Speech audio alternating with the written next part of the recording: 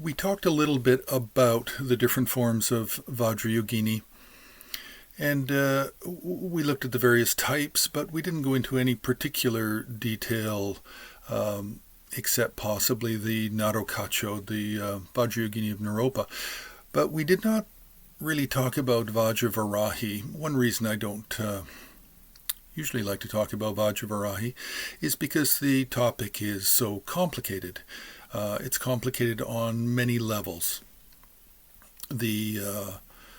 I guess in terms of studying the topic, then we would be thinking about the origins. What are the origins of Vajravarahi? And then, of course, Vajravarahi is really just a form of Vajrayogini, and in some cases, it's just a synonym for Vajrayogini. So, in some traditions, if you say Vajravarahi or Vajrayogini, it means the same thing.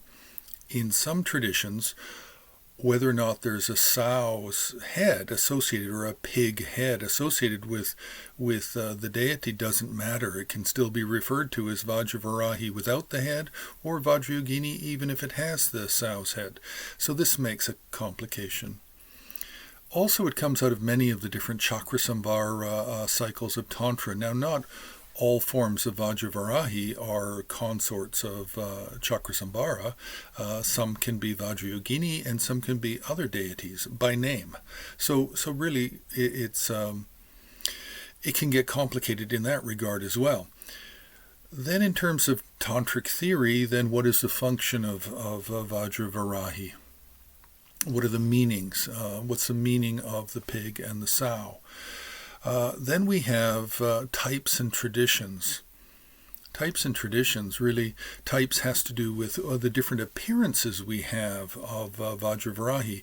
And we have many. We have the primary form of Vajrayogini with one face, two arms, female, typically red in color, and in a semi-peaceful, semi-wrathful appearance, which in the Sarma tradition is called Rishi appearance, as opposed to Raksha, which is very wrathful, or Deva, Devi, which means godlike or peaceful in appearance.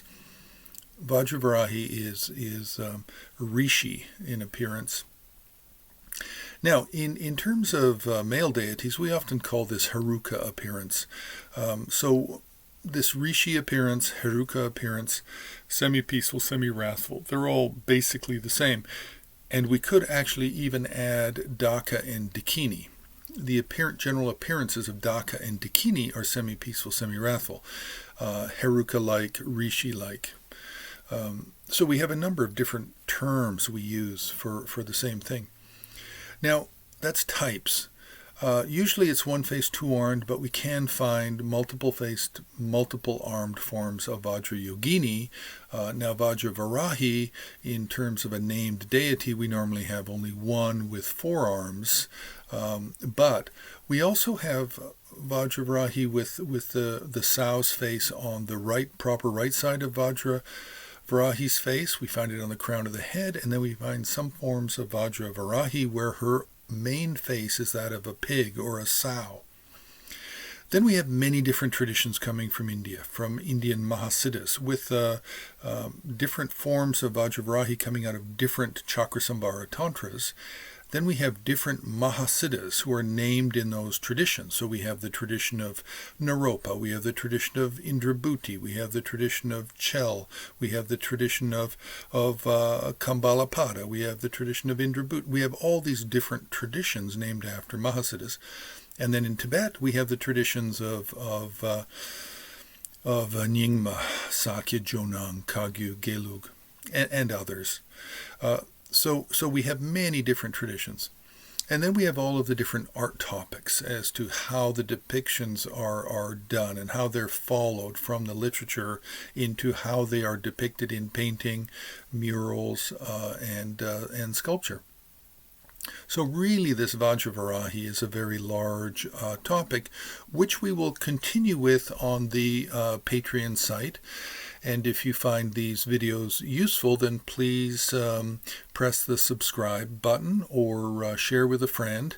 And if you'd really like to help Himalayan Art Resources with more videos and to help pay for some of the really the great expense of storing images in the cloud, it can be quite expensive, then please join Patreon and also get previews of upcoming videos. You can get some videos that are not shared publicly, and you can also get different forms of information such as notes, and PDFs will also be coming to Patreon in the near future.